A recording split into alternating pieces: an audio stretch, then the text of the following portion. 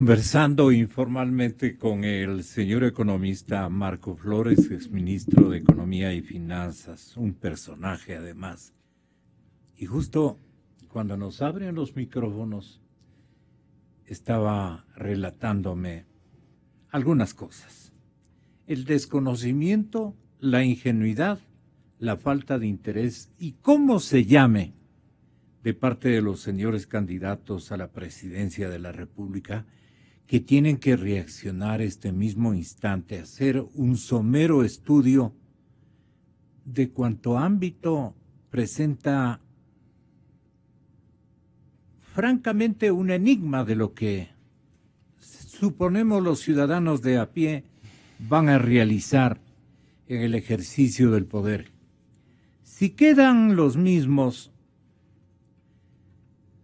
la gente definirá esta situación precisamente, economista Marcos Flores, porque los candidatos, he reclamado con muchísima consideración, y yo diría con afecto a todos, con consideraciones a todos, con respeto a todos, pero yo, respecto a lo que van a hacer con la economía ecuatoriana, no estoy seguro de lo que cada uno de ellos conoce de la realidad ecuatoriana en materia, vuelvo y repito, de carácter económico.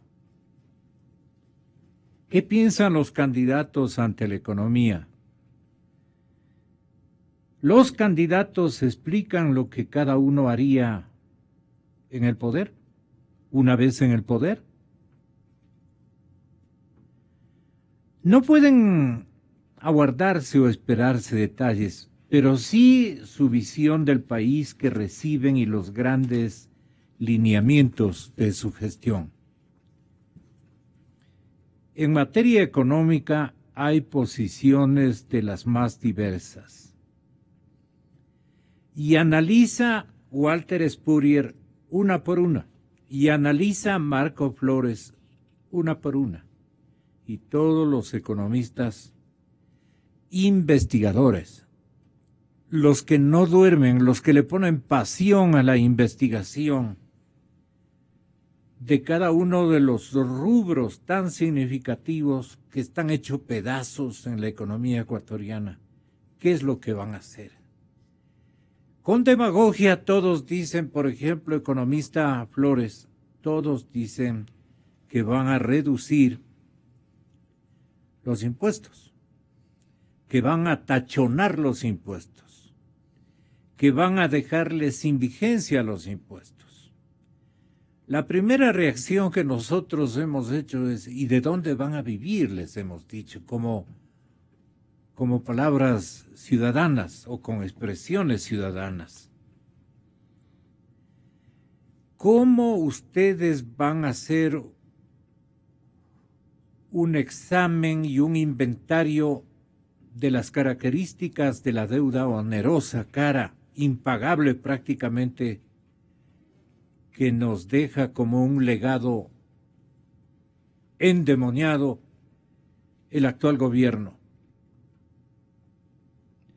En comparación con otros países de la región, incluso del África, estamos pagando más intereses y a menos plazos. El señor presidente ha dicho exactamente todo lo contrario. Dice que estamos, señoras y señores, estamos más bien figurando como uno de los países que mejor hemos manejado el tema de la deuda. Y dice que la deuda era necesaria. Y no proviene su gobierno de una situación de crisis o de una desmejora de ingresos. Este gobierno más bien vino en una época floreciente en ingresos. Vino a capitanear, a gerenciar un boom petrolero significativamente importante. Con ese dinero habríamos formulado un recambio estructural al país.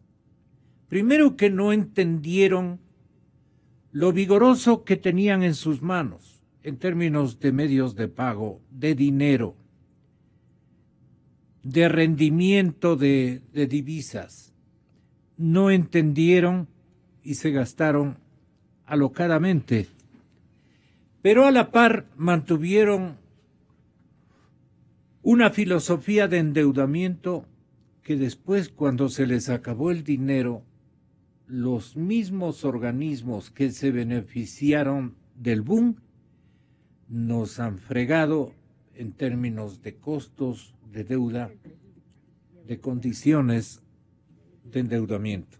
Entonces, no hay cómo desactivar esta inquietud formidable, gigante que tenemos todos los ecuatorianos con algún criterio de política económica, o por lo menos que conocemos la real situación de la economía ecuatoriana, cómo queda, qué vamos a heredar, cuál es el legado maldito que nos dejan.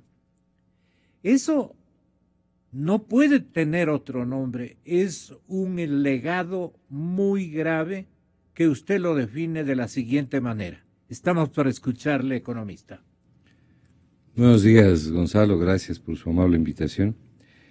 Le está escuchando también en la ciudad de Guayaquil la economista María Elsa Viteri, exministra de Economía y Finanzas de este régimen. Muchas gracias, economista, por estar con nosotros. A quien usted va a escuchar es al exministro Marco Flores. Un saludo también a la economista María Elsa Viteri. Bueno, el Ecuador tiene varios problemas inmediatos y sumamente principales. Uno de esos es el problema de la abultada deuda pública, con sus dos componentes, ¿no? Tanto externo como interno. El otro es un problema muy serio, muy preocupante en términos de desempleo y sobre todo de subempleo. 60% de la población económicamente activa está entre desempleada y subempleada. De una población económicamente activa de 8 millones, tener un 60% de la población subempleada o desempleada es en realidad una tragedia. El país de alguna manera está descompuesto, usted nota divisiones, también se patentizan una serie de egoísmos. Frente a eso tenemos unas elecciones a la vista, las campañas electorales se desarrollan, hay propuestas como el tema de los impuestos, bajar impuestos, reducirlos, eliminar otros. Este no es un tema menor, este es un tema importante junto con el tema de la deuda. Si uno mira las estadísticas de recaudación que publica el SRI, uno puede apreciar que hay una buena cantidad de impuestos que realmente son una basura, que lo único que sirven es para complicarle... ¿Sus rendimientos son muy exiguos? Sí, es más el daño que causan que el beneficio que producen. Eso hay que eliminarlos de inmediato. No nos olvidemos que el Ecuador funcionaba antes sin varios de los impuestos que hay ahora, y funcionaba mucho mejor. Pero en el tema de reducción... ¿Para qué les pusieron en vigencia? Bueno, para recaudar más dinero, ¿no? Pero entonces no saben pío de tributación ni de rendimientos impositivos. Por ejemplo, es un absurdo el impuesto, el anticipo de impuesto a la renta, ¿no? El anticipo de impuesto a la renta al SRI hoy por hoy le está dando alrededor de 400 millones de dólares al año, ¿no? Y tiene 2 fechas donde se concentra en el pago de los impuestos, pero causa un grave daño a las empresas. El SRI ha hecho un buen trabajo recaudando más. A las empresas las contrae. Las contrae, les quita liquidez. Ese es un mal impuesto, sin duda alguna. El impuesto a la salida de divisas ha sido perverso contra la inversión extranjera. Yo pienso que el impuesto a la salida de divisas, por la magnitud que representa, en épocas de vacas flacas como ahora, alrededor de 900 millones de dólares al año, hay que irlo degradando de a poco. Hay que eliminarlo de a poco. Mi criterio sería un 1% de entrada y el resto del impuesto en un año. Hay otros impuestos, como le digo, que pueden ser eliminados de una sola vez. Este es un tema que los candidatos tienen que aclarar. Pero no solamente es cuestión de reducir los impuestos. ¿Pero qué tienen que aclarar, economista? Lo que le voy a decir, no solamente es cuestión de reducir los impuestos. Yo estoy de acuerdo en la dirección de la medida. Uno tiene que saber cuál es la proporción en la que va a ejecutar la medida y sobre todo el timing, la oportunidad con la que le va a hacer. De acuerdo. Pero hay cosas que deben hacerse paralelamente. Ujú. Por ejemplo, le voy a señalar algunas. Hay que reducir el gasto. No es solo cuestión de bajar los impuestos, sino también reducir el gasto para tener menos necesidades, para tener menos demanda de dinero. Reducir el gasto en todo aquello que se pueda cortar. Actuar la tijera. Por ejemplo, hay un exceso de burocracia. No me refiero a los servidores públicos de siempre, no me refiero a los permanentes, pero a todos aquellos, los contratados, esta enorme cantidad de gente que ha entrado al Estado. Están listas las vitrinas para albergarlos. ¿Usted ha visto esas plantas gigantescas de nuevos módulos burocráticos gigantescos? Entonces, ¿qué nos anuncian desde el lado del gasto corriente y del gasto público? Bueno, si ellos vuelven a ganar las elecciones, ¿qué nos están anunciando? No sé qué es lo que vayan a hacer. Probablemente se continúe igual, según lo que se ha dicho, por lo menos hasta ahora. Pero no puede ser que el Estado pase de 15 ministerios a 40 entre ministerios y secretarías de Estado nacionales, ¿no? Es decir, ahí hay donde cortar sin duda alguna. Pero no solamente hay que reducir el gasto, hay que trasladar una serie de inversiones que realiza el Estado actualmente y que le demandan dinero al sector privado de la economía. Para que el sector privado de la economía sea el que realice la inversión y entonces reduzcan los recursos que el Estado necesita y los gastos que el Estado debe hacer. El otro tema importante también que tiene relación con la bajada de los impuestos, la eliminación de impuestos, es un proceso de canje de deuda y de renegociación de las condiciones de la deuda, las dos cosas simultáneamente. Hay que hacer las dos cosas simultáneamente. ¿Esto a qué les lleva? Les lleva a bajar las obligaciones del Estado. O sea, si vamos a bajar los impuestos, también tenemos que bajar las obligaciones vía gasto, vía renegociación de deuda. Necesitamos favorecer la inversión en el Ecuador, nacional e internacional, porque se ha ido también la nacional. Para eso necesitamos institucionalidad y Estado de Derecho. La razón por la cual en el Ecuador prácticamente no hay inversión extranjera directa, productiva, ricos productivos, inversionistas productivos internacionales, es porque se cuestiona significativamente el Estado de Derecho.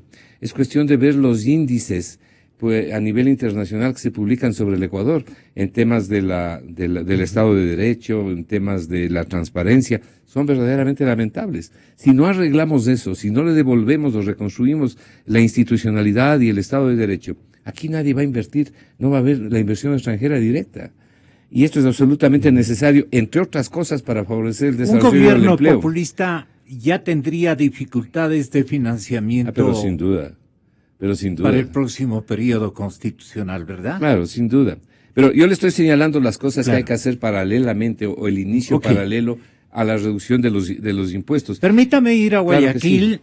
Sí. La economista y exministra de Economía y Finanzas, María Elsa Viteri, nos acompaña. Yo quiero, en primer lugar, saludarle con el mayor respeto, exministra, y invitarle a usted y a nuestra amable radioaudiencia en todo el continente, en todo el mundo, a través de nuestra señal digital. Lo siguiente, el señor presidente de la República realizó una comparación del nivel de endeudamiento que ha tenido nuestro país desde el 2006 en el ejercicio de informar a la ciudadanía el sábado anterior en su famosa sabatina. Según el análisis del señor presidente, estaríamos menos endeudados que hace 10 años. A ver si usted convalida aquello o no. Y añade que el próximo gobierno puede refinanciar los costos más caros de la deuda. Él seguramente no pudo.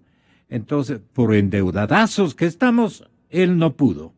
Pero el próximo gobierno, el discurso de la generalidad de los candidatos que más opciones tienen de gobernar nuestro país son coincidentes en el sentido de decir, nosotros vamos a solicitar a nuestros prestatarios la mayor consideración y el apoyo para poder replantear las condiciones de nuestra deuda, nuestras deudas.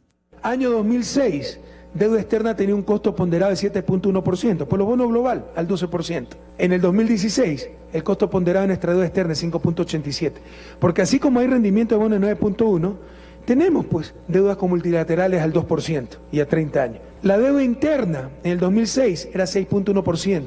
En el 2016 el costo ponderado, esa es la tasa de interés ponderada promedio, de la deuda interna es 5.71. Deuda total, costo 2006, deuda total 6.9% el costo en el 2006, el costo en el 2016 5.8%. Vamos a ver sostenibilidad de la deuda. La sostenibilidad significa cuál es el peso en las finanzas públicas, en la producción. Pero primero una comparación para que vean la hipocresía. Año 2000, bonos Brady 12%, no, son bonos globales, están equivocados.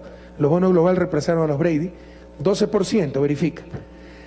2007-2017 nuestros bonos han tenido una tasa promedio de 9.6 y en el 2017, o sea, los nuevos bonos tienen una tasa de 9.1, pero ahora es caro. Cuando era 12% no era caro. ¿Cuánto implica como porcentaje del PIB? Antes, las amortizaciones, lo que se pagaba por capital, era 3.5% del PIB. Lo que se pagaba por intereses era 1.6% del PIB. Sumando amortizaciones más intereses a lo que se llama el servicio de la deuda, esto era externa, lo que se pagaba por deuda externa era 5.1% del PIB. De todo modo no era alto, esto es manejable. Un 5% se considera perfectamente normal. Pero ahora incluso es menos. En el 2016, amortizaciones son apenas 1.9%. ¿Que se puede abaratar la deuda? Por supuesto. Cuando ya pase la tormenta perfecta, con una economía en crecimiento estabilizada, el próximo gobierno, sin urgencias, con mucha más calma, podrá refinanciar costos, los tramos más caros de la deuda. Y los sufridores de siempre no pueden aceptar que no colapsó la economía como eran sus deseos y que ya se muestran claros signos de recuperación y que no existe excesivo endeudamiento, es mentira. Que no existe excesivo servicio a la deuda, es mentira. La estructura de la deuda. María Elsa, usted coincide con el señor presidente que Ecuador posee una deuda con China del orden del 33%, que los multilaterales también están en ese mismo porcentaje, que los bancos internacionales han comprado bonos ecuatorianos 28%, que gobiernos amigos nos han prestado un 4% del total de nuestras obligaciones con el exterior, y que en realidad se han reducido los atrasos que mantenían anteriores gobiernos, dijo el señor presidente. Es el 7 en donde encontramos estos datos dichos por el jefe del Estado. Estructura de la deuda, porque también es que estamos vendidos a China, hipotecados a China. China, 33% de la deuda. Multilaterales, CAF, BID, Banco Mundial, 33%. Bancos internacionales, bonos, 28%. Con gobiernos amigos, 4%. Y con otros proveedores ya hemos reducido muchísimo los atrasos. De hecho, ya no tenemos atrasos. Si hay atrasos es porque por problemas legales, técnicos, los ministerios no pasan la factura y no se hace lo que se llama el CUR, la partida para pagar. Pero estamos al día en proveedores. Deuda interna, 66% con el IES. Ahí está, cómo utilizó como alcancía, como caja chica, el IES irresponsable, metió la mano en el bolsillo de los afiliados jubilados. Esta es la plata que nosotros mismos le damos al IES. Cada año le damos cerca de $1.000 millones al IES por un subsidio que no era necesario. Y nos hemos cogido el 66% de la liquidez ajena, de propiedad de los afiliados al IES. Usted dirá, María Elsa, bueno, esto han hecho tradicionalmente todos los gobiernos, pero en niveles creo que nunca como ahora se le ha debido tanto al instituto. Tiene allí mucha tela para cortar. Exministra, muchas gracias por estar acompañada también de otro exministro como Marco Flores. Les agradezco a los dos. Tenga la bondad, doctora. Economista, perdón. Bueno, buenos días a todos los radioescuchas, a todo el Ecuador. En primer lugar, antes de contestarle su pregunta bastante extensa y que necesitaría, realmente si se tuviera todo el tiempo del mundo para especificar todos y absolutamente los detalles que implican esta situación, decirle que lamentablemente no pude escuchar todo su preámbulo inicial antes de que hablara el doctor Flores.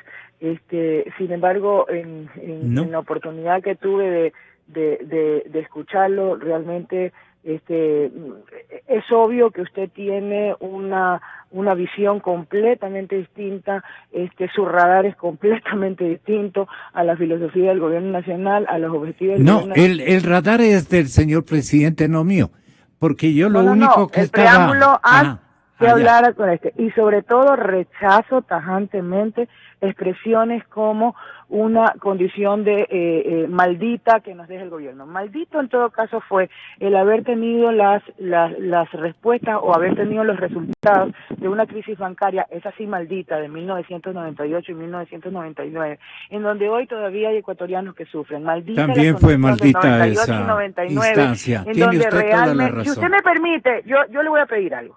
Usted dejó hablar abiertamente sin interrumpir al economista Flores, al doctor Flores. Yo le voy a permitir que tenga la misma gentileza conmigo y que me dé todo el tiempo del mundo expresándome sin que usted me interrumpa. No se moleste, no acostumbramos aquí Yo no me molesto, pero soy una persona que sí me indigno frente a la falsedad. Entonces, ¿cuáles son las falsedades? Tenga la bondad.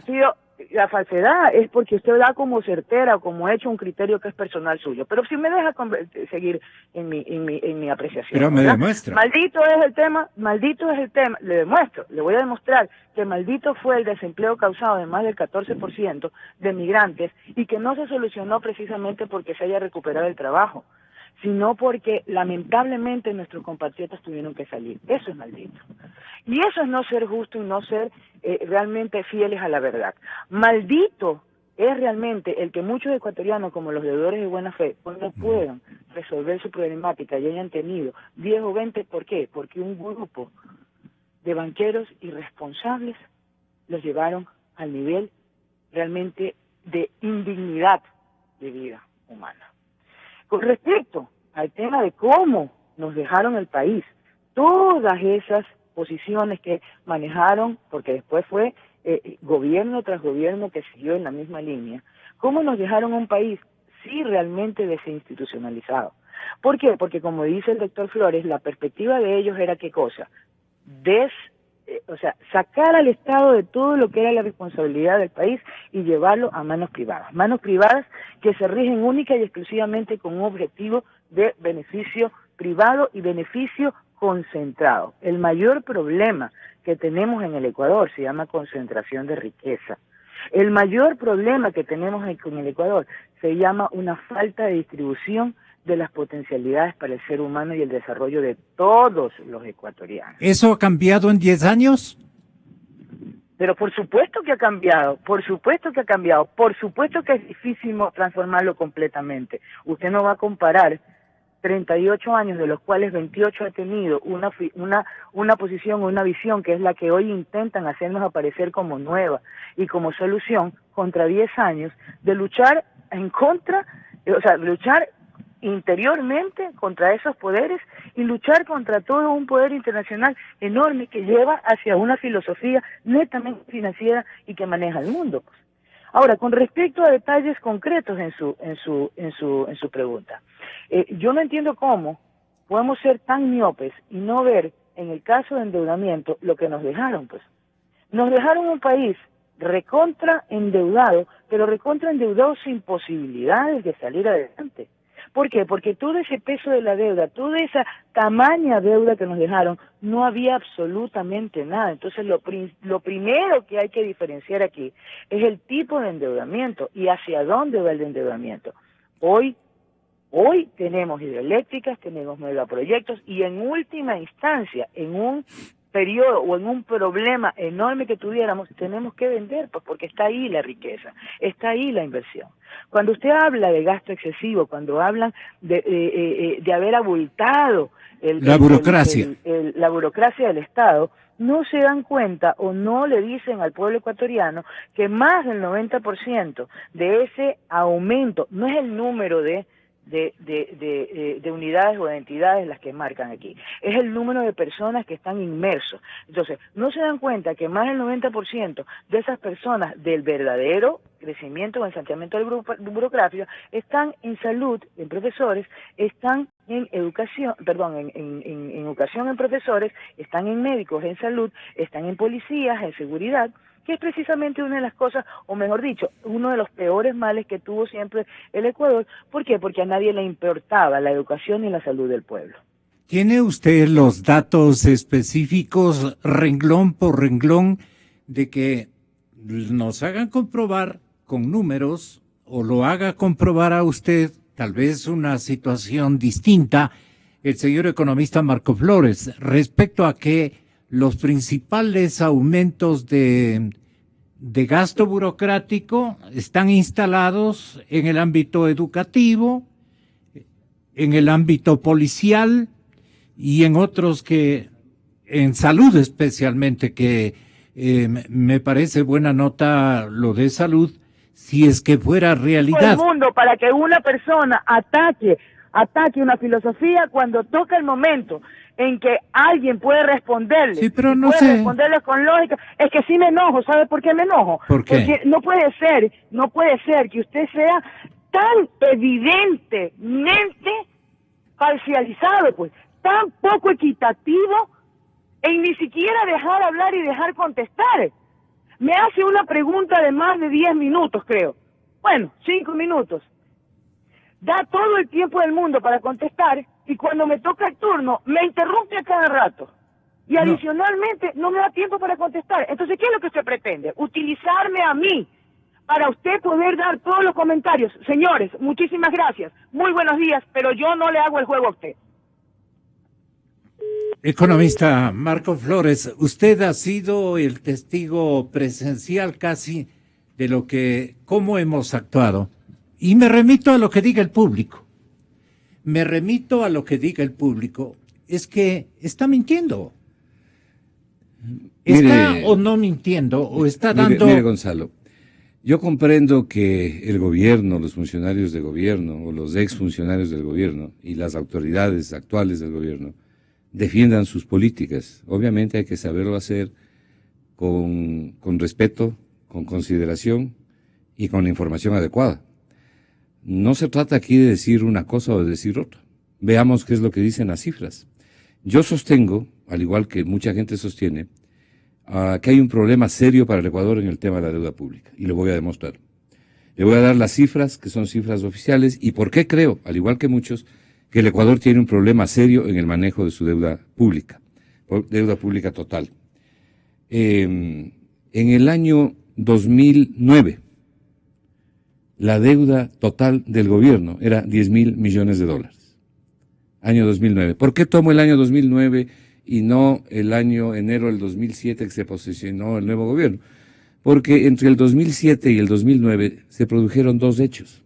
El uno, el default, el no pago de los bonos globales del Ecuador, y el otro, la eliminación de 1.200 millones aproximadamente de bonos AGD, llamados bonos AGD, que se le debía al Banco Central.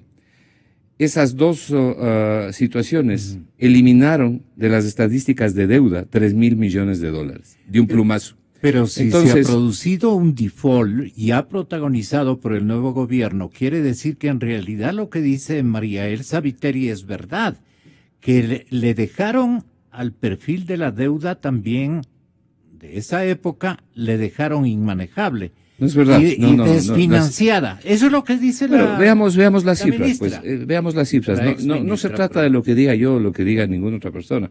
Se trata de lo que dicen las cifras y estadísticas oficiales. Y las cifras y estadísticas oficiales las publica el propio Ministerio de Economía.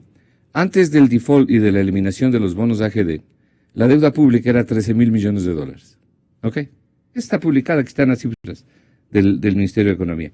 Luego del default y la eliminación de los bonos AGD, que se lo hizo de un plumazo, o sea, se desconocieron esos valores, la deuda bajó al 10.000 millones.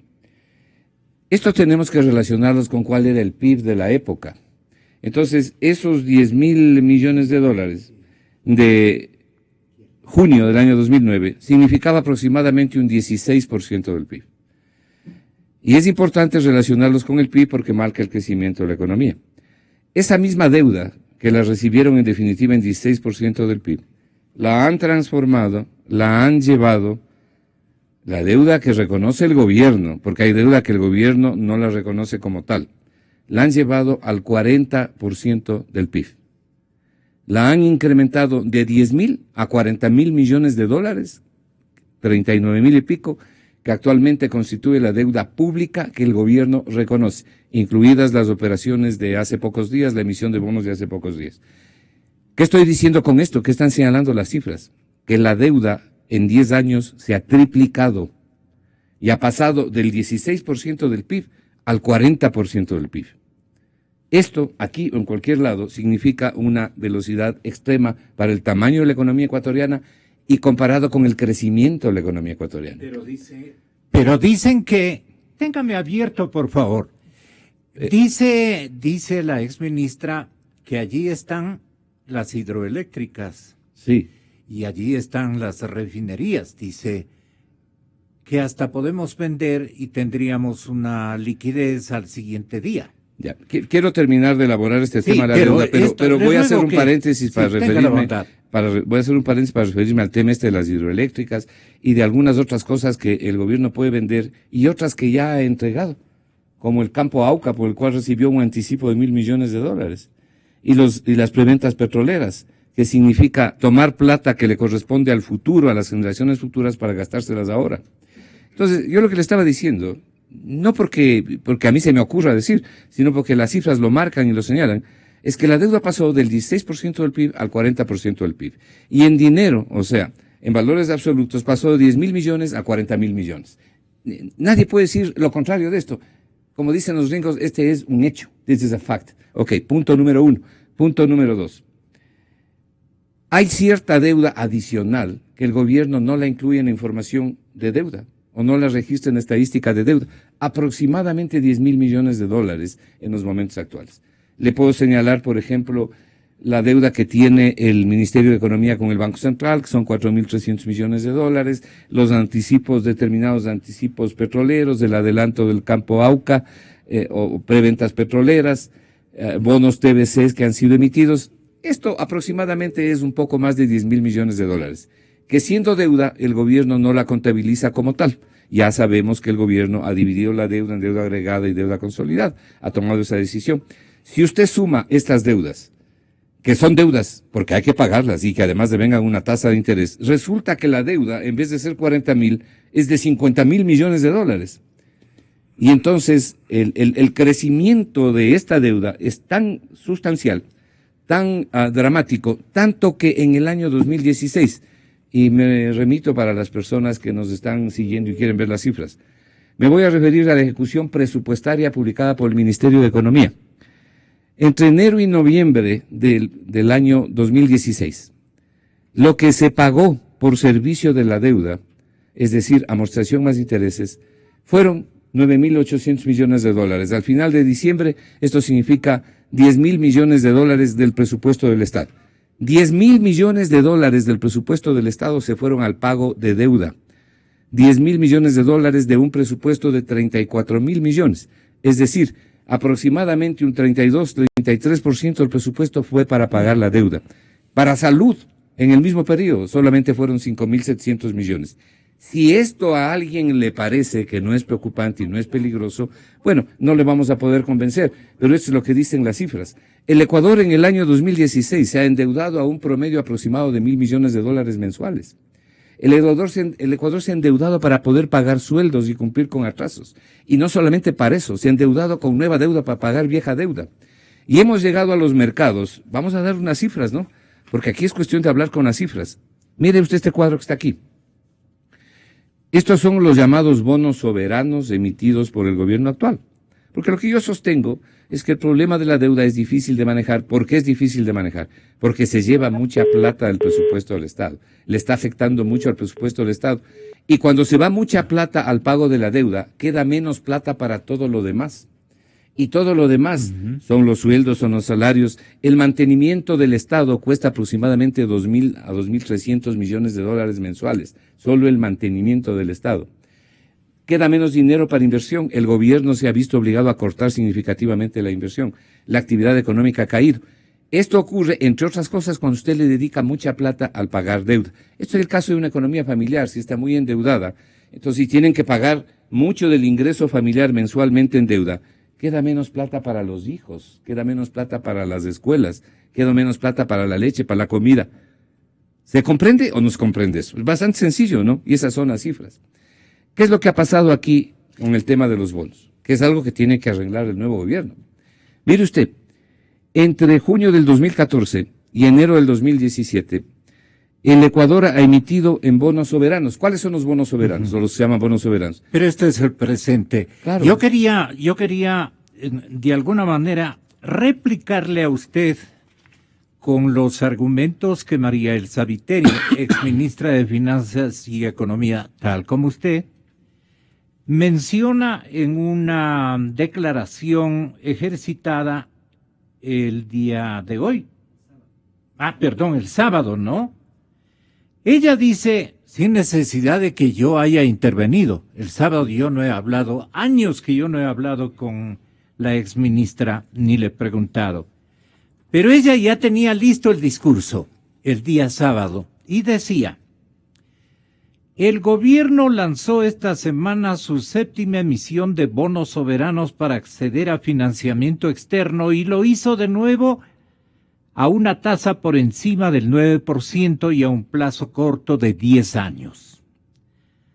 Hace casi una década, Ecuador declaró ilegítima y odiosa una deuda heredada con alto interés y condiciones asfixiantes. Es lo que nos repitió ahora economista Flores. En el 2008, Ecuador no reconoció una deuda en bonos que tenían tasas del 12 y 10%. Hoy volvemos a los mercados con intereses del 9 y del 10%. Se pregunta, ¿estas emisiones no son asimismo ilegítimas y odiosas? Lo mismo me dijo respecto a, no a mis acertos, sino a lo que yo transmitía de parte de lo que ustedes han dicho en este programa. Puedo pedirle un paréntesis en esto porque no quisiera que se vaya el tema que usted está tocando, ¿no? Ya, le repito. La deuda odiosa del 12%. Lo odioso e ilegítimo no fue por la tasa de interés, sino por todas las condiciones, por la presión que se dio. No fue una elección soberana, sino que estuvo inmersa en imposiciones que vinieron dadas por los organismos multilaterales y en particular por el Fondo Monetario Internacional. Pero la tasa de interés hace que estas emisiones sean casi tan costosas como entonces. Ya, yo discrepo totalmente de ese criterio y no sé cuáles hayan sido las imposiciones ni cómo se puedan probar esas imposiciones. Seguramente la economista Viteri debe saberlo, yo no lo conozco y no conozco ningún colega que conozca lo que ella está diciendo. Lo que sí conozco es que la tasa nominal, esa del 12% de los bonos globales, esa fue la tasa nominal. Hay que recordarle a la ciudadanía que esos bonos se emitieron en reemplazo de los llamados bonos Brady y que si bien esa fue la tasa nominal, el capital sufrió un descuento, se produjo un descuento a favor del Ecuador, de manera que algo que los economistas llamamos la tasa efectiva, en realidad no es del 12, sino el 7,5%. Esa es la tasa efectiva real luego de los descuentos, y eso hay que considerar también en el análisis. Luego nos vamos a referir a los bonos que se han emitido ya en este gobierno. ¿En qué gobierno se comprometió, nos comprometimos con este tipo de bonos igualmente los onerosos bonos, del 12 globales. Y 10%? Sí, esos bonos globales que reemplazaron a los bonos Brady, como estoy diciendo, me parece que fue en el gobierno del doctor Noboa, si no me equivoco. No en el gobierno de Gutiérrez, que fue el actual candidato a la vicepresidencia. Me parece que fue en el gobierno del señor Noboa, del doctor Noboa. Ya, pero la tasa de interés hace que estas emisiones sean casi tan costosas como entonces, decía. Nuevo paréntesis. ¿Cuál era la tasa de interés en los mercados internacionales en esa época? Era alrededor del 6,5%. ¿Cuál es la tasa de interés en los mercados internacionales ahora? 0,5%. Estos últimos bonos que acaba de emitir el Ecuador, alrededor del 9%, los que acaba de emitir ahora en enero 7 o 10, tienen una tasa del 9% a 10 años plazo. La relación tiene que hacerse con papeles similares que emite el gobierno de los Estados Unidos para poder establecer el riesgo país. ¿Cuál es la tasa de los bonos de los Estados Unidos igualmente a 10 años plazo? ¿Sabe cuánto es? 2%. El Ecuador paga 9%. ¿Por qué? La diferencia lo da el riesgo país. Las tasas de interés ahora son las más bajas de la historia de los últimos 100 años. Las tasas de la emisión de los bonos globales que reemplazaron a los bonos Brady fueron casi 7 veces más de lo que tenemos, de lo que se tuvo en esa época, porque alrededor del 7% entonces y ahora alrededor del 0.5%. Si tomamos la de los Estados Unidos, que es el de 2%, entonces fueron 4 veces más ahora. El promedio de endeudamiento del Ecuador no está al 9%, y esos puntos tan altos está muy por debajo, dice la exministra, está muy por debajo. Realmente Ecuador no está endeudado en esas tasas. Solo uno de los componentes de la deuda lleva esa tasa. Lo que hay que manejar además es el promedio, dice. Y ahí sí me parece que tiene toda la razón. Bueno, veamos las cifras, ¿no? Veamos las cifras y veamos lo que le espera al Ecuador. Veamos la cronología de endeudamiento, claro, y de colocación de bonos más que todo. Sí, yo le estaba diciendo que en el año 2000... Yo estaba ordenando desde producción que tengan la bondad que tengan un poquito de agua, se requiere. Que tengan la bondad de insistir para ver si ya le ha pasado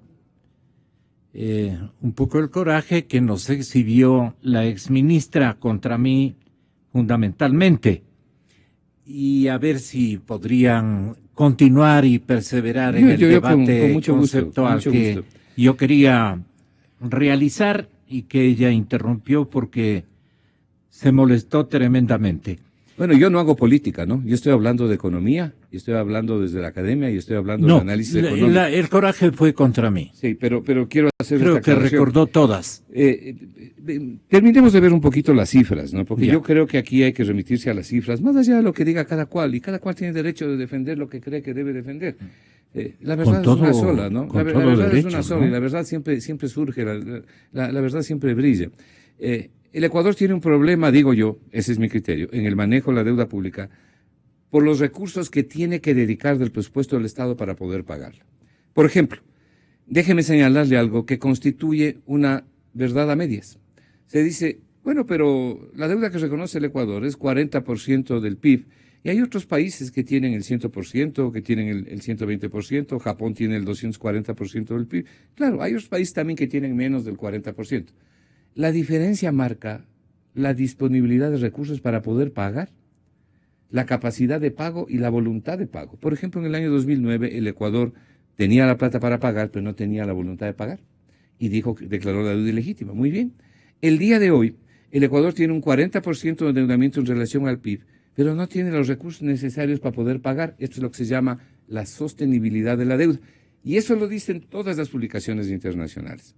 Porque se lleva, como acabamos de ver en las cifras que le di del presupuesto, 10.000 millones de dólares se llevó del presupuesto de 34.000 el año pasado, el servicio a la deuda, o sea, amortización más intereses. Y eso ya le expliqué, Gonzalo, significa tener menos recursos para todo lo demás.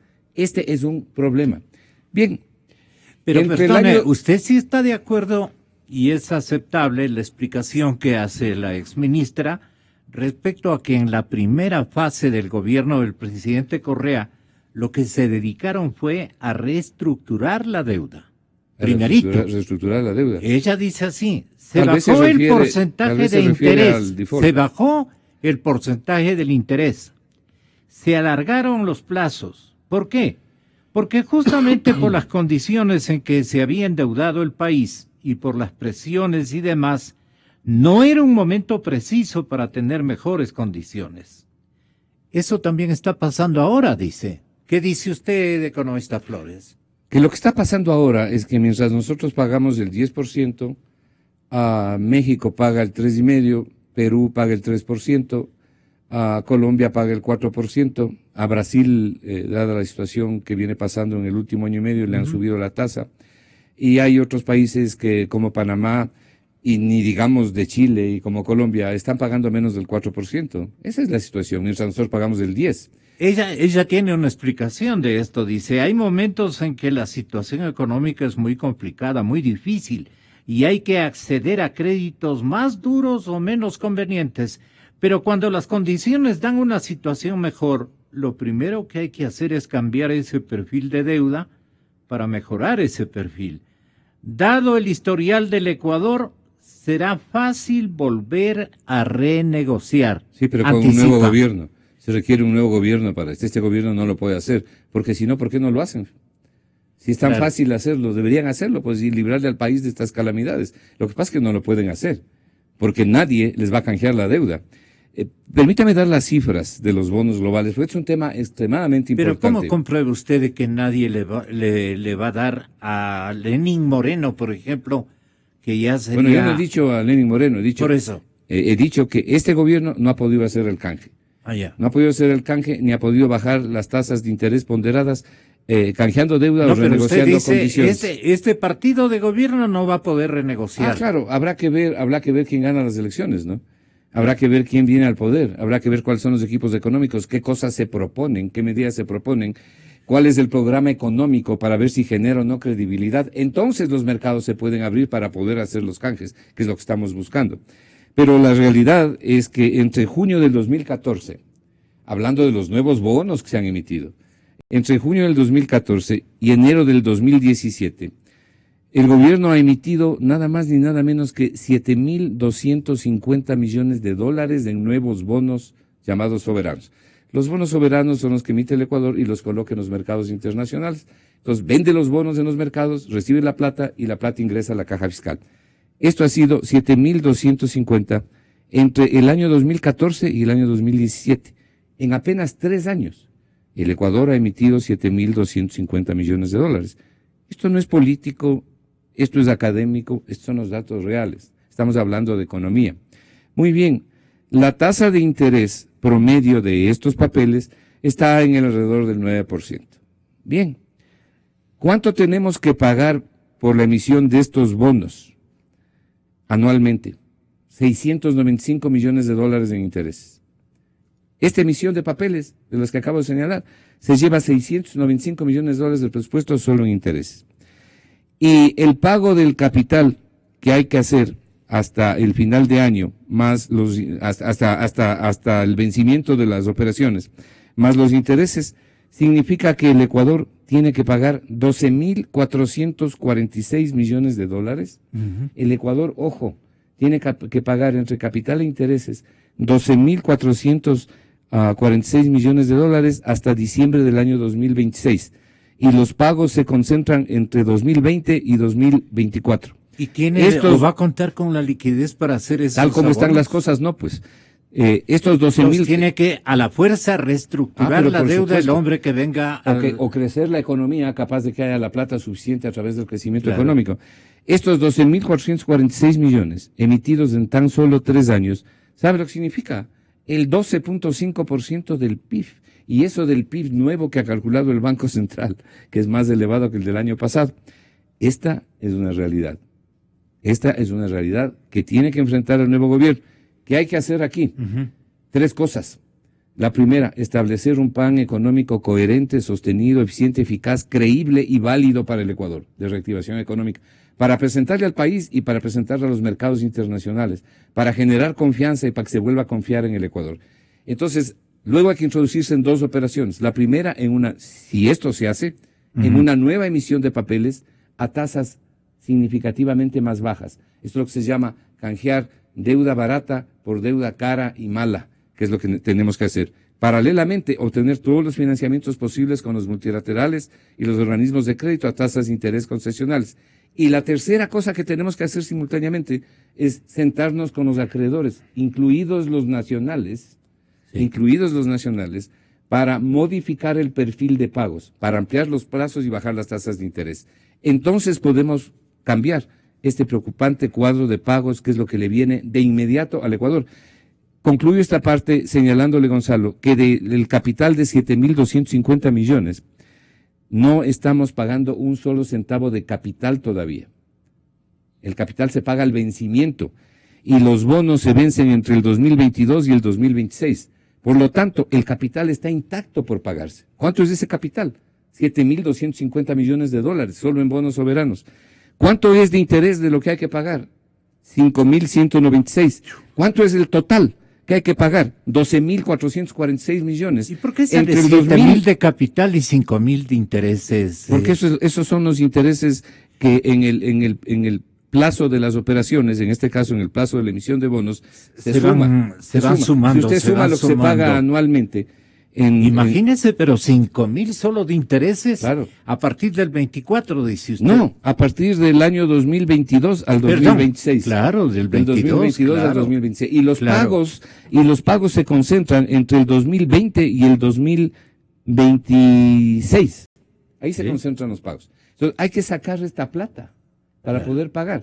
Si ahora le preguntan a María Elsa, y perdón por tratarle así con todo respeto, ministra, dado el historial de Ecuador, ¿será fácil volver a renegociar? Le preguntan. Desde Diario Expreso. Ella responde, repito la pregunta, dado el historial que exhibe nuestro país, ¿será fácil volver a renegociar? Ella dice, cuando se piensa en reestructurar la deuda no solo tiene que ser hacia la comercial, o sea, la emisión de bonos, sino que puede ser hacia otro tipo de deuda. Yo le pregunto a usted, ¿cuál podría ser el otro tipo de deuda? Ya el candidato Lenín Moreno está haciendo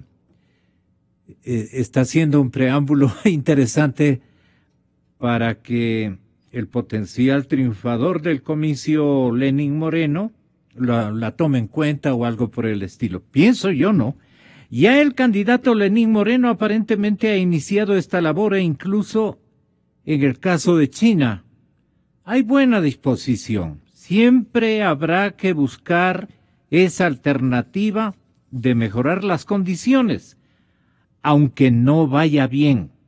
Y más en el caso de haber pasado una situación crítica como esta, por todo este shock externo. Tan crítica ha sido que el riesgo país, pese a la mejora de los precios del crudo, sigue siendo muy alto. Está en más de 600 puntos, solo superado por Venezuela con más de 1.000. En realidad el riesgo país es un índice que tiene factores que no son de orden puramente técnico. Cuando teníamos la deuda a niveles bajísimos, dice la exministra Elsa María, comparados con el resto de países y con nuestra propia historia del país, el riesgo del Ecuador bajó, pero no fue suficientemente consistente con el tamaño de esa baja. Esos índices reflejan factores de otra índole política, y eso plantea una situación mucho más desfavorable, dice la exministra Viteri. ¿Y qué pasa si en el peor escenario no se consigue renegociar la deuda? ¿La economía podría responder a esas tasas?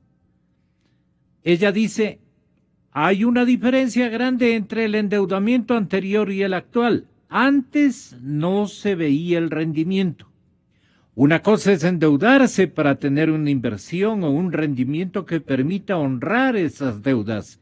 Y otra cosa es el endeudamiento de entonces, que solo significaba salida y salida de divisas sin la posibilidad de obtener nada.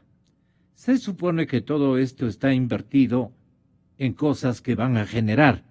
De hecho, independientemente de que estemos de acuerdo o no, es posible la venta de los activos. Antes no teníamos nada que vender para salir del apremio. Ya me dijo a mí, usted recuerda, economista Flores, ahora tenemos por lo menos activos que podemos venderlos y evitamos default y cosas así. A ver, comentarios sobre eso, pues entonces. El primero, si usted vende los activos, por ejemplo las hidroeléctricas, claro que los puede vender, ¿no? Los puede vender, los puede empeñar, los puede alquilar, en fin. Pero el momento que usted les vende y coge la plata, el Ecuador se queda con la deuda, porque el gobierno se gasta la plata. Eso es lo que ha hecho, por ejemplo, en el caso de los pozos petroleros. Pero lo ideal hubiera sido, yo que soy un partidario convencido de los beneficios de las hidroeléctricas, lo ideal hubiera sido, dado que tienen una tasa de rendimiento, es decir, una tasa de retorno tan enorme como han señalado las autoridades, que están entre el 28 y 30%, entonces lo ideal hubiera sido que esas hidroeléctricas se construyan con el dinero de inversión privada. Y si era así, no veo por qué no venía la inversión, porque hubiera habido una larga cola de inversionistas que iban a recibir un rendimiento tan alto. Pero se han construido con deuda y tenemos que pagar la deuda. Punto número 1. El punto principal aquí es que para que usted, los otros créditos seguramente a los que se refiere la economista Viteri, son de los multilaterales, ¿no? A los que mencioné hace un momento. Es decir, el BID, el Banco Mundial, la CAF no tanto, porque la CAF tiene tasas altas, ¿no? Pero sobre todo el BID y el Banco Mundial, que nos pueden dar créditos a 30 años, a 2 o 3% de interés, pero esos organismos no dan para todo ni por todo, sino para ciertos proyectos y ciertas cosas. Entonces, necesariamente tenemos que volver a los mercados. Y adicionalmente, hay que renegociar el perfil de pagos con los acreedores. Pero para que esto ocurra, mi querido Gonzalo, para poder vender, por ejemplo, se me ocurre a mí una emisión de $6,000 millones en nuevos bonos a una tasa que no rebase el 6% de interés. Si logramos nosotros emitir 6,000 millones y colocamos en los mercados al 6% de interés, nos hemos ahorrado 4% en el servicio de la deuda e inmediatamente canjeamos esa plata por bonos caros, por deuda de mala calidad. Pero para poder hacer eso y para convencerles a los chinos y a los acreedores, a Tailandia, a Omán, con quienes acabamos de hacer una operación de anticipo petrolero, de que nos amplíen los plazos y nos bajen la tasa de interés, hay que hacer los deberes. Y hay que presentar el programa económico que demuestre la sustentabilidad de la deuda, es decir, la posibilidad de pagar la deuda, que demuestre la posibilidad de que la economía crezca. En definitiva, que ese plan económico sea serio y eficiente, capaz de que los acreedores vuelvan a confiar en el Ecuador y digan, sí, esta economía va a crecer, vamos renegociando las condiciones. Eso sí se puede hacer, pero hay que hacer el trabajo previo, y el trabajo previo todavía no empieza. No, este gobierno evidentemente se ha endeudado a una velocidad dramática en los últimos tiempos. Y hay algo de lo que yo no puedo sustraerme, ¿no? Mire, este tema de que el Ecuador está así por la crisis internacional y que estamos pagando los shocks externos.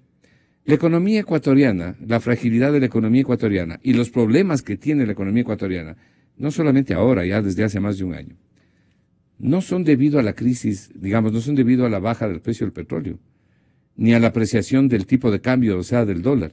Esos han sido detonantes que han agravado las cosas. Por ejemplo, aquí se habla mucho de que la moneda se ha apreciado frente a otras monedas. El comercio de los bienes transables del Ecuador se realiza con 22 países en un 99%. Y el efecto de esa apreciación, ¿sabe cuánto es? No llega al 4%. Es decir, no es argumento. Donde funciona la apreciación es en los países fronterizos, en las fronteras, en Colombia y en Perú, que han apreciado, ellos han depreciado su moneda grandemente, 40-50%. Ahí funciona y ahí afecta el tipo de cambio. Pero en el conjunto macroeconómico de 22 países, esa afectación no llega al 4%. ¿Quién dice eso? El índice del tipo de cambio real publicado por el Banco Central. Ese es otro hecho. Luego, la segunda parte de estos hechos. Que la caída en el precio del petróleo, y yo añadiría, no solamente la caída en el precio del petróleo, sino en el precio de las otras materias primas, porque hubo un boom de las materias primas. Sí. Efectivamente cayó. Eso le ha perjudicado más al Ecuador, probablemente, la caída en el precio de las materias primas, probablemente que cualquier otra cosa. Pero ¿hasta cuándo comparamos el precio del petróleo comparado con quién, como dice el chiste, ¿no? Con el petróleo de hace cuánto tiempo. ¿No será que los contratos que renegoció el Ecuador le obligan a pagar a las compañías petroleras un precio por el barril de petróleo que ni siquiera cubre los costos de producción? ¿No será que las preventas petroleras se han llevado, el pago de las preventas petroleras, se han llevado ingentes cantidades de recursos del presupuesto y han convertido a la caja fiscal en un agujero negro que absorbe todo, porque no hay plata que alcance? Qué fantástico habría sido preguntarle esto. Eso es lo que ha ocurrido en el Ecuador. ¿No será acaso que el problema del Ecuador es sustancialmente un problema de carácter fiscal? No es un problema del sector externo, es un problema de carácter fiscal producido por el incremento sustantivo del gasto. El gasto pasó del 21% del PIB en el año 2006 al 44% del PIB en el año 2014. Ahora el gobierno lo ha reducido. Lo que está demostrando la verdad de lo que estoy señalando, de que había que reducir ese gasto. Eso es lo que ha ocurrido en el Ecuador. Entonces, se ha generado y se ha construido un Estado tan grande que demanda tantos recursos y que ha gastado tanto, ¿no?, que no hay con qué sostenerlo. La economía ecuatoriana no tiene cómo sostener un nivel de ese gasto. Señores, al 30 de diciembre del año 2016, desde el 1 de enero, solamente permítame señalar, desde el 1 de enero del año 2007, el sector público no financiero, el gasto del sector público no financiero es de 300.000 millones de dólares. 300.000 millones de dólares. Y el grueso de ese dinero viene de los impuestos que han pagado las familias y empresas ecuatorianas. El 60 y más por ciento viene del pago de impuestos. El resto es petróleo. Esto ha significado un esfuerzo enorme de la comunidad. Esto ha significado un sacrificio enorme de empresas y familias que tienen los impuestos hasta el cogote. Qué pena, qué interesante habría sido conocer el punto de vista de parte de María Elsa Viteri, exministra de Economía, pero ustedes acaban de escuchar que todo intento que hemos realizado para recobrar la plática no hemos tenido suerte porque está muy enojada. Bueno, cuando se piensa en reestructurar la deuda, esto nos falta que nos explique, economista, no solo tiene que ser hacia la comercial emisión de bonos, sino que puede ser hacia otro tipo de deuda, dice ella. ¿Cuál podría caber? La concesional. Si esta emisión de bonos ya obtiene techo, digamos, están muy endeudados en bonos. Otro tipo de deuda. Bueno, si el Ecuador, yo coincido con algo que dijo el presidente de la República. Coincido en dos cosas respecto a este tema de la deuda. Primero, no nos podemos aquí sentar a llorar. Lo que tenemos que hacer es salir de este hueco y solucionar los problemas. Y hay que ayudarles a los candidatos y al futuro gobierno. ¿Quién hizo más sin duda el hueco? Este gobierno, pues sin duda este gobierno. Las cifras lo están demostrando. Porque eso es lo que le molestó cuando yo le dije bueno, pero las cifras están señalando y están demostrando lo que estamos diciendo, ¿no? Aquí no se trata, vuelvo a repetir, de lo que diga uno o lo que diga otro, sino lo que dicen las propias cifras oficiales. El Ecuador, si está endeudándose para pagar los sueldos, si ha tenido los atrasos que ha tenido, si ha tenido los problemas que ha tenido, si ha tenido que llevarse 4.300 millones de dólares de la Reserva Internacional para meter en el presupuesto del Estado, porque literalmente no había un palo donde ahorcarse. Entonces, no ha de ser porque el servicio de la deuda y la velocidad de la deuda, de crecimiento de la deuda es bueno, sino porque el Ecuador no tenía un palo donde ahorcarse, porque necesitaba la plata para cumplir con los compromisos. Esta es una verdad, pues no se la puede ocultar ni se la puede tapar. ¿Cuáles son las otras deudas? Seguramente la economista se refiere a las deudas concesionales de organismos internacionales a los que yo me referí. Pero ahí no está la solución fundamental del problema. Eso ayuda, pero no es suficiente, pues no le van a dar toda la plata que se requiere. Hay que ir a los mercados. Hay que ir a los mercados. Y para ir a los mercados, vuelvo a insistir, el Ecuador tiene que presentar un plan confiable. Por ejemplo, yo estoy seguro que el Fondo Monetario no va a aprobar el plan de reducción o eliminación de los impuestos. No cae dentro de lo que hace el fondo. El Ecuador tiene que buscar buenas negociaciones por ahí. Pero si usted presenta ese plan adecuado, coherente, como yo digo, eficiente, eficaz, creíble y posible de realizar, entonces usted puede entrar a los mercados y gradualmente ir canjeando deuda cara por deuda más barata. Eso sí se puede hacer, pero con un nuevo gobierno que ponga la casa en orden. Paralelamente, me permití decirle, Gonzalo, hay que realizar otras cosas, hay que reducir el gasto, hay que favorecer el crecimiento de la inversión. Usted no favorece el crecimiento de la inversión con una tasa del 5%, que usted recordará. ¿Pero qué reduzco, dice el presidente? Ya le estoy diciendo, comenzó en el 0.5%. No, pero es un genérico el gasto corriente, pero ¿qué podemos cortar, digamos? Todo lo superfluo, por las instituciones superfluas que no sirven para nada, ¿no? Secretarías de la felicidad. En el presupuesto del Estado hay un enorme número de instituciones, pero usted tiene que sentarse para conocer la realidad de los hechos y para conocer además algunas informaciones que no son públicas y que no se tiene tomando acceso. en cuenta el rendimiento de los impuestos, Claro. a cuánto asciende. Pero, por ejemplo, cosas que no se deben hacer. Mire lo que ha pasado en estos últimos días. El famoso impuesto a la salida, el famoso impuesto a la plusvalía. Yeah. Aquí está la estadística del SRI. Lo que recauda el SRI por legados, donaciones, entre enero y noviembre del año pasado son 10 millones. O sea, este tipo de impuestos no existen, son un error estadístico. No tienen repercusión fiscal, no le van a ayudar al fisco con impuestos. Pero lo peor de todo es que le perjudica a la ciudadanía y perjudica el crecimiento del PIB. Pero hay algo que es importante comprender, pues, y que los economistas de cualquier tendencia tienen que entender. El diseño de la política económica y la implementación de las medidas económicas no es para masacrarle a la gente, es para beneficiar a la sociedad. El objetivo de la política económica es beneficiar a la sociedad. Esto de que les voy a quitar a los ricos para dar a los pobres es una de las mentiras más grandes y más infames de los populistas. Nunca ha funcionado así. Pero es el resorte populista más importante. Sí, yo comprendo eso, pero nunca ha funcionado así.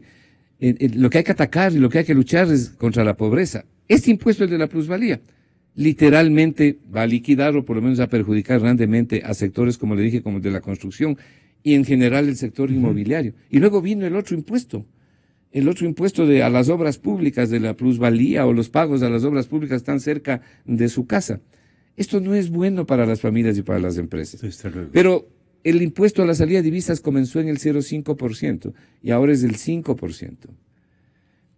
Yo estaría, por ejemplo, de acuerdo en que, y una sugerencia para los candidatos, si usted me permite, ¿no? Que he visto que no han incluido en sus respectivas listas de eliminación de impuestos o de reducción de impuestos. Señores, consideren la posibilidad de eliminar el impuesto al ahorro en el Ecuador. ¿Cómo es eso? ¿Cómo puede ser posible que las familias ecuatorianas o las empresas, si usted hable, por ejemplo, un certificado de depósito a un año plazo, y al año, si es que le pagan los intereses anuales o trimestrales o mensuales, le descuentan de los intereses del impuesto? Entonces, si usted, por ejemplo, abre a un año plazo, le dan sus intereses descontado el impuesto que le mandan directamente al SRI. Lo que hay que hacer es favorecer el ahorro. Mi propuesta es, eliminen el impuesto al ahorro para operaciones superiores a un año plazo.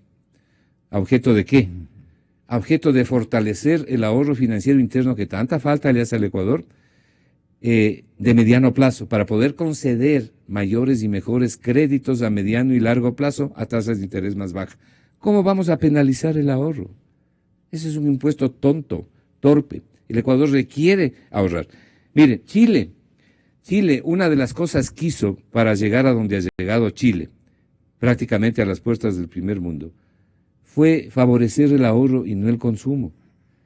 En el Ecuador no se ahorra lo suficiente. Hoy no se ahorra porque la gente no tiene la plata, pero no se generan las políticas que le permitan a la gente ahorrar. Entonces, ahí tiene un impuesto que usted lo puede reducir. Hay que presentar un plan de reducción de impuestos, me parece a mí. Respetuosamente lo digo, y la sugerencia es respetuosa a los señores candidatos, un plan de reducción de impuestos y de eliminación de impuestos, señalando los montos, los plazos y los tiempos. No todo se puede hacer al mismo tiempo, para no colocar a la economía patas arriba. Pero la dirección de la medida, reducir los impuestos, y una vez que se reduzcan los impuestos, subir los salarios para reactivar la economía, va en la dirección correcta. Hay que hacerlo en la profundidad correcta y con la oportunidad de vida, o sea, el timing adecuado. Hablando del tiempo, esta es otra variable importantísima. No se puede y no podemos seguir endeudando en el corto plazo. Si hacemos crecer la economía que genere empleo, exportaciones, suficientes ingresos fiscales, y no como dice Walter Spurrier, todo esto, pero agrega algo más. Dice, el gobierno ha creado en esta última temporalidad un entorno hostil al capital privado. Es para decirlo ¿Es tan grave el asunto? Estoy de acuerdo, pero no solamente al capital privado. Mire, yo creo Al que... capital privado nuestro y del Y exterior. del exterior, pero no solo al capital, sino en general se ha creado aquí un ambiente hostil. No puede ser que los ecuatorianos no podamos hablar. No puede ser que no nos podamos comunicar. No puede ser que no podamos discrepar. Debatir. Que podamos debatir. Uno puede estar de acuerdo o en desacuerdo, pero no hay que acudir al insulto, a la grosería, a las descalificaciones, que desgraciadamente son permanentes en este gobierno. Si usted no está de acuerdo con una medida o una política del gobierno, inmediatamente viene la descalificación. Los ecuatorianos tenemos que volvernos a unir. No puede ser que nos unamos solamente cuando juega la selección. Hoy tenemos un problema mucho más serio, que es la economía ecuatoriana, que es la situación de la gente. Si no nos damos cuenta que 60% de la población económicamente activa no tiene trabajo en el sector formal, esta es probablemente la situación más angustiosa que pasan las familias ecuatorianas. Eso hay que solucionar. Elementos para buscar solución a esto es una mejor renegociación de la deuda. Y no nos podemos pasar llorando, el gobierno nos ha endeudado así. Ya sabemos. Ahora busquemos las soluciones. Esos son los planes económicos. ¿Y usted cree que los candidatos están preparados para el tema de la deuda? Algunos, y no todos en la misma ¿Qué dimensión. haría Lazo, por ejemplo? No sé qué dirá, pero he leído el plan de gobierno. Ya. He leído el plan de gobierno. Yo creo que ese plan de gobierno está inteligentemente formulado. Uno puede siempre estar de acuerdo o en desacuerdo con ciertas cosas, o decir por qué no pusieron esto, por qué no quitaron lo otro. Las gentes tenemos criterios, pero creo que va en la dirección correcta. Me parece que es una buena cosa que Mauricio Pozo integre uno de los binomios, porque es un conocedor de la problemática económica. Le veo a Cintia Viteri muy bien informada sobre los temas económicos. Sí. Veo que el general Moncayo está haciendo un esfuerzo importante para compenetrarse bien sobre los temas económicos. Todo eso es positivo. Pero sobre todo... ¿Qué dudas tiene en el marco económico? ¿Qué dudas tiene usted respecto a lo impreparado del general Paco Moncayo? ¿Qué dudas le asisten? No me asisten ese tipo de dudas, porque yo creo que los equipos de... Mire, nadie es todólogo, ¿no? Sí. Nadie tiene la obligación de saber todo. Y no solamente hablando del general Moncayo, ¿no? Le voy a señalar algo que probablemente a usted le llame la atención. Una de las personas que a mí en los planteamientos económicos, una de ellas, la otra es Cintia Viteri, Lazo, pero una de las personas que a mí me ha impresionado favorablemente, ¿sabe quién es? Una persona que yo no conozco personalmente, nunca la he visto personalmente, es el señor Pesantes. Me parece que ha hecho buenos planteamientos. Entonces, es importante saber escuchar. Tiene un sentido común macanudo. No, él está haciendo planteamientos importantes que pertenecen a la tercera vía. Yo comulgo en varias cosas con eso. Pero es importante saber escuchar. Es importante que los ecuatorianos nos entendamos. En el gobierno también hay gente valiosa. Entonces, es importante tomar en cuenta las observaciones derivadas de la experiencia que ellos tienen. Pero hay que cambiar este sistema que tenemos aquí de conversar a garrotazos. No podemos seguir así. Hay que unirle al Ecuador. Hay que cohesionarle al Ecuador para salir de la crisis. ¿Y sabe quién hace eso? Un líder tiene que cohesionar, o una lideresa tiene que cohesionar, llamar a la unidad, a que nos podamos escuchar sin descalificaciones y sin violencias. En el problema del empleo, mi querido Gonzalo, las políticas subyacentes no son solamente las de crecimiento económico. El crecimiento económico en el Ecuador es necesario, pero no es suficiente para resolver el problema del empleo y del desempleo. Permítame darle esta cifra. En los 10 años de administración del economista Correa, él ha creado 431,000 empleos en los 10 años. O sea, un promedio más o menos de 41,000 por año. ¿Por qué? Porque el crecimiento del empleo no es equivalente ni es igual a reducir el desempleo. Hay empleos que se destruyen anualmente también. En 10 años, 431,000 empleos. ¿Qué le parece a usted? Luego de 300,000 millones de dólares gastados. Me parecen dos cosas. La primera, en poco tiempo voy a tener el gusto de entregarle un trabajo que estoy prácticamente terminando sobre este tema. Me parecen dos cosas. La primera, el crecimiento de la inversión y del Producto Interno Bruto para absorber la cantidad de subempleo, sobre todo, que tiene el Ecuador, es necesario, pero no es suficiente. ¿Qué más se requiere?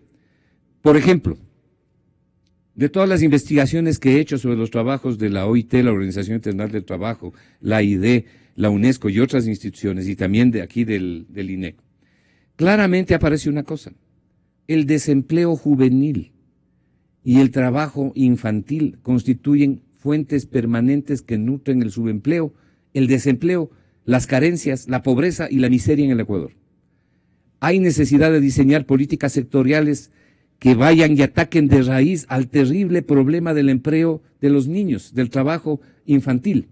¿Sabe usted que el 65% de los niños que trabajan lo hacen porque necesitan ayudar económicamente al hogar, a sus padres? Y en el caso de las niñas, de los niños, pero sobre todo de las niñas, reciben una serie de ultrajes y están barriendo la casa, arreglando las habitaciones, lavando la ropa o cocinando la comida a esa edad y no van a la escuela. Y luego viene el problema del desempleo juvenil, que es otra cantera de subempleo y de desempleo. Ahí tenemos las fuentes nutrientes de estas desgracias. Esto lo que nos está diciendo es que necesitamos políticas sectoriales para resolver este tipo de casos.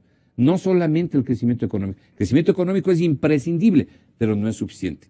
Y hay que desarrollar políticas en ese sentido. Yo creo que los candidatos deben hacer planteamientos en ese sentido. Interesante, economista. Luego tiene un problema adicional, mi querido Gonzalo. Es la confusión esta permanente de los gobiernos populistas. Unos porque a lo mejor creen que así debe ser, y otros porque no entienden la diferencia. Es confundir la desigualdad con la pobreza. Son dos cosas distintas. Entonces aquí nos inventamos... ¿Qué es la desigualdad? Voy a referirme a eso porque me parece que es un concepto clave e importante. Aquí nos hemos inventado impuestos disque para ayudar a resolver la desigualdad. ¿Qué es la desigualdad si y qué es la algún país pobreza? En el mundo donde los impuestos sobre la desigualdad han ayudado a solventar la pobreza, que me lo digan, no existe. Mire usted. Pero la desigualdad provoca pobreza. Yo no digo que la desigualdad no haya que tomarlo en cuenta. Lo que digo es que el problema sustancial es la pobreza. ¿No ve que los pobres no existen porque existen ricos? No es que porque hay ricos hay pobres. Hay pobres por dos razones fundamentales.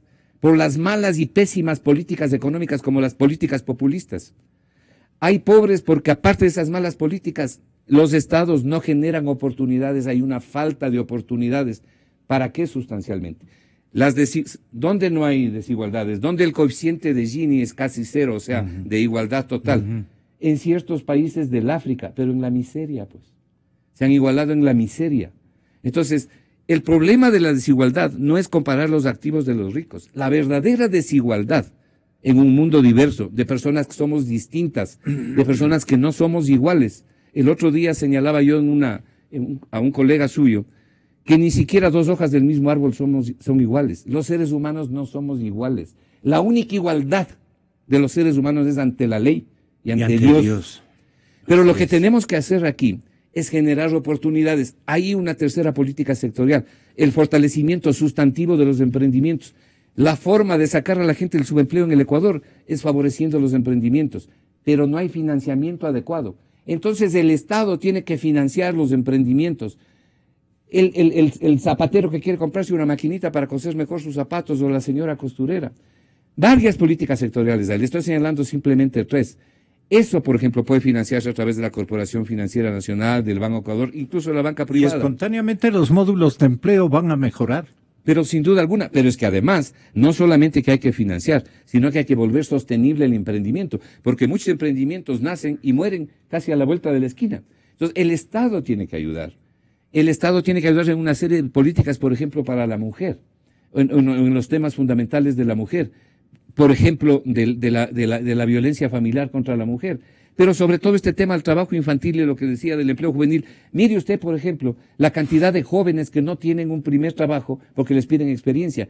Eso a cualquier persona medianamente racional lo que le debe decir, señores, generen ustedes una política de incentivos tributarios a las empresas para que se promueva la ruptura del punto de entrada de los pasantes. Estas son políticas sectoriales que nos pueden ayudar a formular un plan económico creíble, coherente, a bajar el gasto y sobre todo hay que unir al Ecuador. Aplausos para el exministro Marco Flores.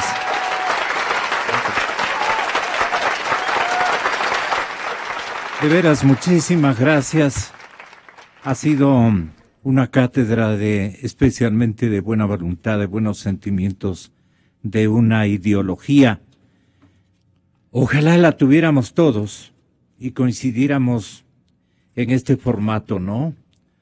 Otro gallo cantaría al Ecuador. Pero en fin, Señoras y señores, ayer un ciudadano, antes de la manifestación de Alianza País en Guayaquil, se paseó por una avenida muy larga. A ver si ponemos esa. Muchas gracias, muy amable Marco.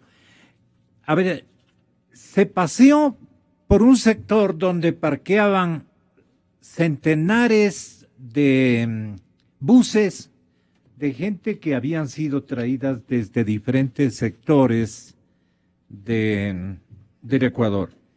Y él se bajó de su auto, hizo las tomas correspondientes y en el auto seguía, y él mismo iba relatando.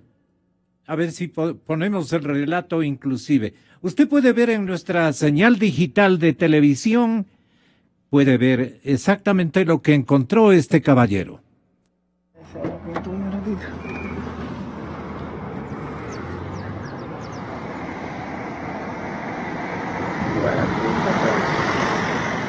Mira, Quintuña, ve, toditos los carros,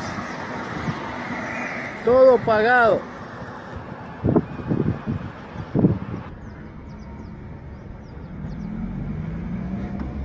Mira, voy manejando, ve. Vean, ecuatorianos, la plata de ustedes, ¿dónde está? Trayendo de otras provincias, porque aquí en Guaya, nada. Empezar con más. Miren, del otro lado ahora, ¿están viendo? No puede ser esto, hermano. No tiene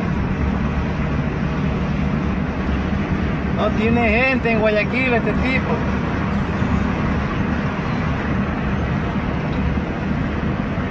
Son kilómetros de kilómetros. Vienen de toda parte, del Paute, Río Paute, Flavio Alfaro, Quevedo, Cañar, 22 de julio, no sé dónde será, Cotopaxi. Buscando la verdad. Informamos a nuestra audiencia. Exa FM obtuvo el puntaje más alto en la primera etapa del concurso de frecuencias a cargo de Arcotel. Ahora le corresponde